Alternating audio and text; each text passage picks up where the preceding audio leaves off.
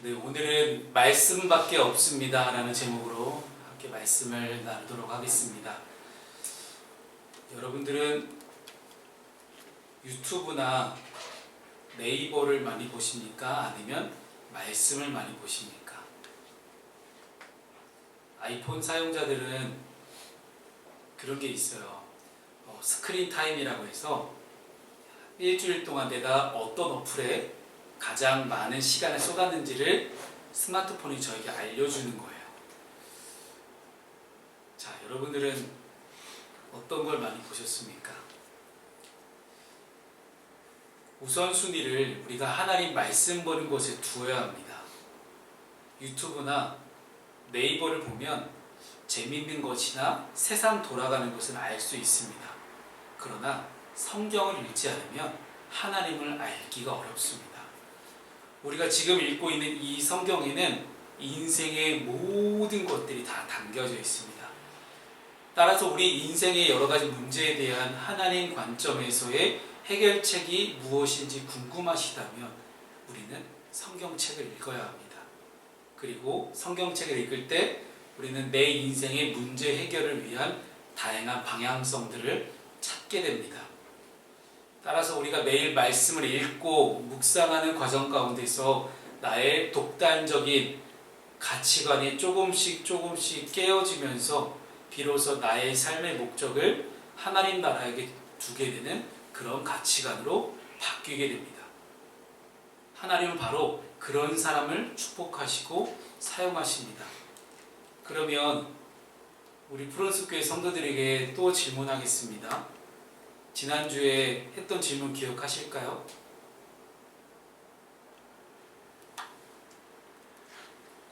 제 눈을 피한다는 것은 저한테 질문하지 말아주세요 하는 그런 뜻이죠. 지난주 질문이 뭐였냐면 여러분들은 얼마나 기도하십니까? 였어요. 대한민국 평균 기도 시간이 28분이라는데 나는 평균을 깎아먹는 사람인가 평균을 올리는 사람인가에 대한 질문이었거든요. 그러면 오늘 질문은 솔직하게 여러분이 인생의 문제를 만났을 때 어디에서부터 답을 찾으십니까? 라는 그런 질문입니다. 결론부터 말씀드리면 말씀밖엔 답이 없습니다. 여러분 아멘이십니까? 아멘. 진짜 말씀밖에 답이 없습니다. 하나를 마무리하며 지난주에는 기도밖에 없습니다라는 제목이었고 오늘은 말씀밖에 없습니다라는 제목입니다. 즉 2023년 한 해를 마무리하면서 우리 인생에 뭐만 남습니까? 기도와 말씀밖에 없습니다. 이 두 가지 사실을 우리가 꼭 붙들고 갔으면 좋겠습니다.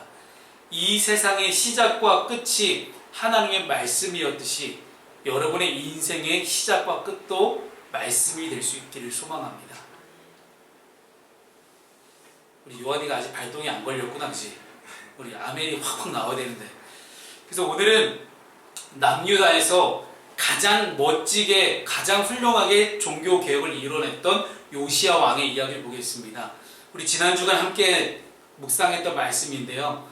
요시야 왕이 어떻게 율법책을 발견하게 되었고 율법책을 통해 어떠한 말씀의 종교 개혁을 이뤄냈는지 그 세 가지를 함께 살펴보겠습니다. 오늘도 똑같이 1, 2, 3번의 커다란 제목을 조합해보면 하나의 문장이 나옵니다.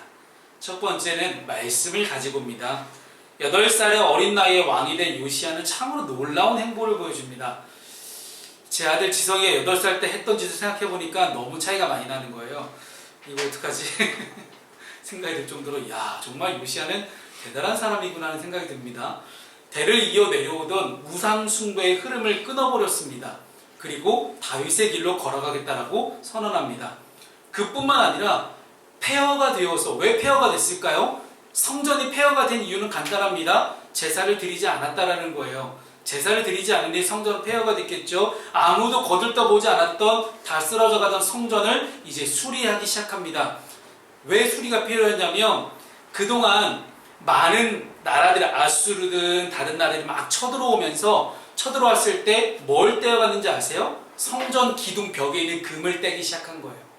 옛날 솔로몬 시대 때 성전 벽에다가 온갖 금을 다 발라놨잖아요. 이제 그거 다 떼간 거거든요. 성전에는 모든 금은 기명부터 시작해서 벽에 발라주던 금까지 싹 다 떼갔으니 여러분 당연히 구조적으로 성전이 흔들릴 수밖에 없는 그러한 상황이었을 것입니다.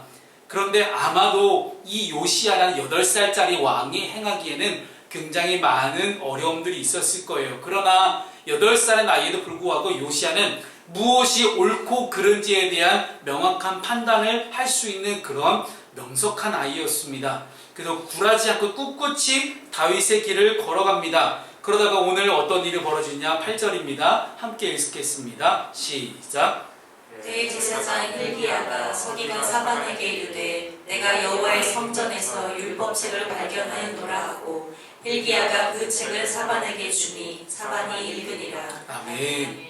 성전을 수리하는 가운데 대제사장 hil기야가 율법책을 발견하게 되었고 서기관이었던 이 사반은 요시야 앞에서 그 율법책을 읽기 시작합니다. 그 율법책이 무엇인지 정확히 나오지는 않았어요. 어떤 책인지는 나오진 않았지만 우리가 추측해 보기로는 이제 이전에 있었던 많은 유다의 악한 왕들, 바로 직전에 므낫세라는 가장 악한 왕, 그런데 통치 기간은 제일 길었던 그런 므낫세라는 왕도 있었잖아요. 근데 이런 악한 왕들이 율법책을 찢어버리고 없애버리려고 할 때 감추어들었던 어떤 원본이나 사본이지 않을까 하고 사람들은 추측만 할 뿐입니다. 어쨌든 중요한 것은요, 이 율법책이 성전을 수리하는 과정 가운데서, 그리고 요시야가 지금 어떻게든 종교를 개혁하고자 하는, 나라를 어떻게든 하나님께로 다시 바로 세우려고 하는 그 과정 가운데 나타난 것이 바로 이 율법책이라는 것입니다. 하나님은 이전이나 지금이나 말씀 앞에 바로 서려고 하는 사람들을 잊지 않으시고 거룩한 발버둥을 치도록 기회를 주십니다. 그래서 마틴 루터의 종교개혁도 말씀을 통해 시작됩니다.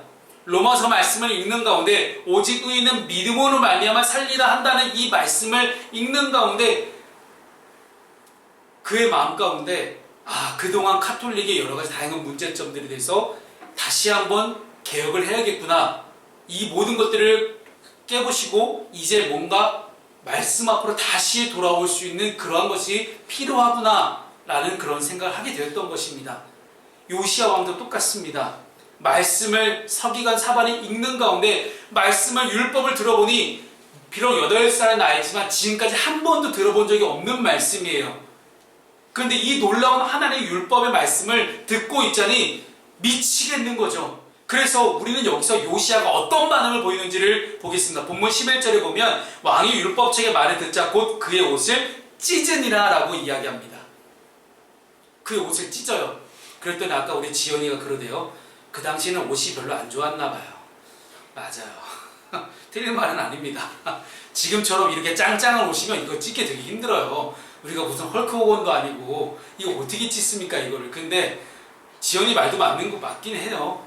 그 당시 옷들이 지금처럼 이렇게 직조 기술이 발달하지 않았기 때문에 잘 찢어지는 그런 옷이었긴 했지만, 자, 이걸 영적인 의미로 보겠습니다. 옷이 낡았고 헤어졌고 뭐 직조 기술이 안 좋았고 그런 거 떠나서 제 F 아니야, T예요, T. MBTI T인 것 같아요. 자, 여러분, 고대의 근동사회에서 왕이 옷을 찢는다는 행위는요, 회개한다는 거예요. 옷이라는 것은 그 사람의 정체성을 의미하는 거거든요. 옷이라는 것은 그 사람을 표현해주고 나타내주고 드러내주는 거예요. 근데 그 옷을 찢겠다. 나는 왕으로서의 모든 체면, 왕으로서의 모든 정체성 다 내던지겠다. 나한테 중요한 건 뭐냐? 나를 만드시고 나와 함께 하시고 내 삶을 인도해 가시는 하나님만이 나에게 중요합니다. 하나님께로 돌아가겠습니다. 나의 모든 신분과 지위와 명예를 다 내려놓고 오직 내가 하나님만 바라보겠습니다 라는 그 뜻이 바로 옷을 찢는 그런 행위였습니다. 요시야는 왜 왕의 옷을 찢었을까요? 이것은 개인적인 회개가 아니었어요. 요시야가 했던 이 회개의 행위는 개인적으로 뭔가 잘못했기 때문에 하는 회개가 아니라 주님 하나님 만드신 이 남유다란 나라가, 하나님께 세우신 나라가 우상 숭배의 길로 접어들었습니다. 그래서 이 나라를 대표해서 왕으로서 제가 대신 회개합니다. 이 민족과 나라의 잘못을 다 다 뒤집어 쓰고 요시야가 회개하는 그런 장면이에요. 여러분, 이것이 바로 영적인 지경이 넓은 사람의 특징입니다. 여러분들 개인의 죄 하나만 가지고도 회개하는 말에 그러고 있잖아요. 근데 요시야는 8살 때부터 이미 개인의 죄를 떠나서 넘어서서 민족과 나라의 죄를 다 짊어지고 하나님께 회개할 수 있는 그런 왕의 자질을 보였던 사람이 이 요시야라는 사람이었던 것입니다. 사랑하는 프란스교회 성도 여러분, 여러분들은 나라와 민족의 죄를 짊어질 그런 용기가 있으십니까? 나라와 민족이 어떻게 되든 말든 내 인생 그냥 나 혼자 깨끗하게 잘 살면 되는 거 아니야? 라고 이야기할 수 있어요. 그러나 그것은 하나님께서 만드신 하나님의 나라를 이 땅 가운데 만들어가는데 굉장한 큰 걸림돌이 됩니다. 그래서 바라기는 저와 여러분이 개인의 신앙의 수준을 넘어서 나라와 민족과 이 사회, 이 하나님의 나라를 위한 그러한 영적인 지경이 넓어지는 그런 요시야와 같은 그런 마음들이 저와 여러분 가운데 있어지기를 주님의 이름으로 축복합니다. 이 요시야의 모습을 통해서 우리에게 어떤 도전이 주어집니까? 이 도전에 반응했을 때, 말씀 앞에서 솔직하게 반응했을 때, 회개하는 그런, 회개하지 않으면 멸망할 수 있다는 그런 심판의 말씀 앞에서 자신 옷을 찢으면서 반응했던 요시야의 이 반응에 하나님이 어떠한 축복을 주셨는지 우리 두 번째 말씀 계속해서 함께 보겠습니다. 이 말씀을 가지고 우리가 하나님께 물으면 어떻게 되는지 우리 12절과 13절의 말씀을 함께 읽겠습니다. 자, 시작. 왕이 제사장 hil기야와 사반의 아들 아히감과 미가야의 아들 악볼과 서기관 사반과 왕의 시종 아사야에게 명령하여 이르되 너희는 가서 나와 백성과 온 유다를 위하여 이 발견한 책의 말씀에 대하여 여호와께 물으라. 우리 조상들이 이 책의 말씀을 듣지 아니하며 이 책에 우리를 위하여 기록된 모든 것을 행하지 아니하였으므로 여호와께서 우리에게 내리신 진노가 크도다. 아멘. 요시야 왕은요, 말씀에 대해서 더 알기를 원했습니다. 말씀을 듣자마자 저 말씀이 도대체 무슨 말씀이냐, 왜 지금까지 우리가 한 번도 못 들었던 말씀이 저기에 담겨져 있는 것이냐, 저 말씀과 더 깊이 교제하고 싶었을 거예요. 마치 목마른 사슴이 물을 찾다가 결국 발견하게 되었을 때 허겁지겁 달려와서 급히 물을 핥듯이 요시야 왕은 말씀의 강을 만나서 잠시도 멈출 겨를이 없이 말씀의 생수를 들이키는 그런 모습 같아요. 요시야는 말씀이 곧 하나님이심을 알고 있었기 때문에 그 말씀과의 만남이 그 무엇보다 중요했습니다. 여러분, 시편 119편 131절에는 이렇게 말씀합니다. 내가 주의 계명들을 사모함으로 내가 입을 열고 헐떡였나이다 라고 말씀합니다. 여기서 헐떡였다라는 이 표현은요, 열심히 흡입하는 모습을 의미하는 그런 단어입니다. 바로 요시야의 모습이 바로 오늘 그런 모습이에요. 말씀을 들리자마자, 말씀이 귀에 들리자마자 그 말씀을 허겁지겁 다 들이마시느라고 지금 정신이 없는 그런 상태예요. 그만큼 요시야는 하나님의 말씀을 사모했고 그 말씀을 열심히 흡입하기를 원했습니다. 사랑하는 성도 여러분, 오늘 이 12월 넷째 주에 왜 이런 요시야의 모습을 우리에게 보여주시는 걸까요? 하나님은 오늘도 2023년의 대한민국에서 우리가 이 시대의 요시야가 되기를 바라십니다. 이 세상의 그 무엇보다도 말씀을 사모하고 말씀만을 붙잡기를 원하시는 분이 우리 하나님이십니다. 믿으십니까? 그 어떤 환경 속에서도 불도저처럼 말씀대로 살겠다라고 결단하는 그 한 사람이 오늘 우리가 되기를 바라는 마음으로 하나님 우리에게 요시야를 예를 들고 계십니다. 하나님 오늘 그 한 사람을 찾으십니다. 여러분들이 바로 그 한 사람, 그 주인공이 될 수 있기를 소망합니다. 초대교회의 교구였던 사람 중에 뛰어난 설교자였던 크리소스톰이라는 사람이 있습니다. 이 사람이 우리에게 일어나는 모든 문제의 원천은 성경에 대한 무지다 라고 엄청난 명언을 남겼습니다. 물론 이 당시에는 뭐 이렇게 지금 우리처럼 짜여져 있는 좋은 종이로 된 성경이 존재하던 시절도 아니에요. 4세기에 살았던 초대교회 교부였기 때문에 이제 막 넘쳐나는 다양한 정경들을 이제 막 통합한 지 얼마 안 됐을 때거든요. 니케아 공의회를 거치고 콘스탄티노플 공의회를 거치면서 이제 비로소 캐논, 정경이라는 것이 지금 우리가 이야기하는 이 성경 말씀이 조금 이렇게 모아져서 집대성된 지 얼마 안 된 시기입니다. 말씀에 대한 무지 때문에 어둠의 그림자가 짙게 드리워져 있었던 그 시절에 요시야는 말씀의 횃불을 들어올립니다. 깜깜한 밤에 횃불 하나가 탁 켜지면 그게 신호였어요. 그 신호를 보고 우리의 조상들은 어디에 뭔가 큰일이 났구나 그런 것들을 알 수 있었습니다. 지금 우리에게는 말씀의 등불이 필요합니다. 우리가 말씀을 들고 말씀의 기치를 등에 우리가 확 올렸을 때, 등불에 담아 확 올렸을 때 세상 사람들은 말씀대로 살아가는 저 프란시스코의 교인들을 보고 있자니 이렇게 살면 안 되는 거구나. 말씀대로 결단하고 살아가는 저 사람들을 보고 있자니 우리가 그동안 너무 무지했구나. 말씀대로 살아가는 저 사람들의 삶은 뭐가 달라도 다르구나 라는 것들이 분명히 사람들에게 느껴지고 알 수 있게끔 우리는 말씀 등불을 이제 들어야 된다는 이야기입니다. 지금 우리 이 시대를 보십시오. 세상의 구조적인 악한 것들이 얼마나 많습니까?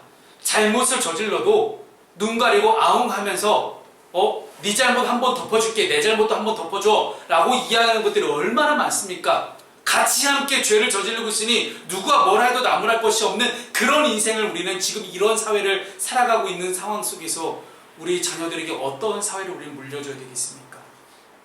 모든 문제는 결국 말씀에 대한 무지입니다. 우리 인생의 모든 것들이 담겨져 있는 이 성경 말씀 가운데 하나님이 이 땅을 만드시고 창조하시고 다스리시는 법칙이 담겨져 있습니다. 우리가 그 법칙에 대해서 분명하게 발견하고 그 법칙에 다시 한번 바로 설 수 있는 우리 모두가 될 수 있기를 소망합니다. 여러분들의 삶이 언제나 말씀 안에 거해서 문제를 극복해 나가는 어떤 문제가 여러분 삶 가운데 다가오더라도 그 문제를 거뜬하게 넉넉히 이길 수 있는 우리 모두가 될 수 있기를 주님의 이름으로 축복합니다. 말씀 앞에 하나님께 물으면 축복의 약속을 받습니다. 하나님의 말씀을 거울 삼아서 민족의 죄를 통회하고 자복하며 말씀 앞에 겸허하게 엎드렸던 요시야가 축복의 말씀을 받습니다. 20절 말씀을 함께 읽습니다. 시작. 그러므로 보라, 내가 너로 너희 조상들에게 돌아가서 평안히 묘실로 돌아가게 하리니 내가 이곳에 내리는 모든 재앙을 내 눈이 보지 못하리라 하셨느니라 하니 사자들이 왕에게 보고하니라. 아멘. 하나님은 요시야가 예루살렘의 묘실에 장사되는 영예를 누리게 합니다. 이게 무슨 뜻이냐면요, 고대 근동사회에서 무덤에 묻힌다는 것은 굉장한 영광이었어요. 그리고 그 당시는 전쟁이 많았던 시기잖아요. 굉장히 혼란스러웠던 시기에 전쟁이나 혹은 다른 반란이나 다른 많은 어려운 일들 때문에 내가 죽음을 당하지 않고 평안하게 내 인생을 다 살고 예루살렘 묘실에 장사되는 이것 또한 굉장한 영광이라고 생각했습니다. 근데 더 큰 영광은 뭐였냐면 이후에 요시야가 죽은 후 3년 뒤인 여호야김 왕 시대부터 유다가 망하기 시작합니다. 바벨론에 느부갓네살 왕이 쳐들어와서 유다가 조금씩 망해가는 시기가 요시야 다음 왕 여호야김부터 시작이 된다는 거예요. 마치 하나님께서 다윗과 솔로몬을 기억하셔서 솔로몬 다음 때부터 나라가 갈라지고 환란을 겪게 하신 것과 비슷합니다. 우리는 여기서 요시야가 무엇 때문에 축복을 받을 수 있었는지 확실하게 깨달을 수 있기를 소망합니다. 요시야는 말씀 앞에 솔직하게 반응했습니다. 옷을 찢었고 통곡했습니다. 요시야가 말씀 앞에 반응했을 때 하나님은 결코 가만히 계시지 않았습니다. 요시야가 옷을 찢는 모습을 보셨고 통곡하는 소리를 들으시면서 오늘 본문 19절에 나도 내 말을 들었노라 라고 이야기하지 않으십니까? 여러분들이 어떤 기도를 하든 어떤 하나님께 간구를 하든 그 모든 소리를 하나님께서 듣고 계십니다. 하나님은 말씀에 반응하는 성도들에게 찾아가서 은혜의 축복의 손길을 베풀어 주신 분이 우리 하나님이십니다. 여러분, 소통한다는 것, 쌍방간에 서로 함께 대화가 되고 왕래한다는 그런 뜻이 소통이에요. 그런데 우리는 지금까지 일방적으로 하나님 우리에게 말씀하셨지만 그 말씀에 반응하지 않았더라면, 하나님의 말씀에 반응하지 않았던 우리를 보시면서 우리의 그 어떤 기도가 하나님의 마음을 움직일 수 있었을까요? 하나님의 마음을 시원케 해드리는 그런 작업들, 말씀 앞에 겸비하고 말씀 앞에 통회하고 자복하며 솔직하게 나아가는 모습이 바로 하나님의 마음을 움직이는 방법입니다. 말씀을 경외하는 성도들에게 하나님은 놀라운 축복을 이미 예비하셨습니다. 그렇다면 오늘 우리는 말씀 앞에 무엇을 결단해야 될까요? 시편 119편 106절 말씀에 이렇게 말합니다. 함께 우리 결단하면서 읽어보겠습니다. 시작! 주의 의로운 규례들을 지키기로 맹세하고 굳게 정하였나이다. 아멘. 주의 말씀을 내가 지키겠습니다. 어떤 말씀을 하시든지 그 말씀 앞에 솔직하게 내 삶을 하나님께 드리고 내가 이 말씀을 철저하게 지키는 삶을 살겠습니다 하는 그러한 결단이 오늘 우리에게 있을 줄로 믿습니다. 하나님께서는 그런 여러분들의 모든 결단 가운데 기뻐하시고 이미 예비해 두신 많은 축복들을 여러분들에게 쏟아 부어 주실 것입니다. 요시야 왕이 주셨던 그 귀한 은혜, 요시야 왕과 함께 하셨던 하나님의 놀라운 은혜와 축복이 오늘 저와 여러분 가운데도 있어지기를 축복합니다.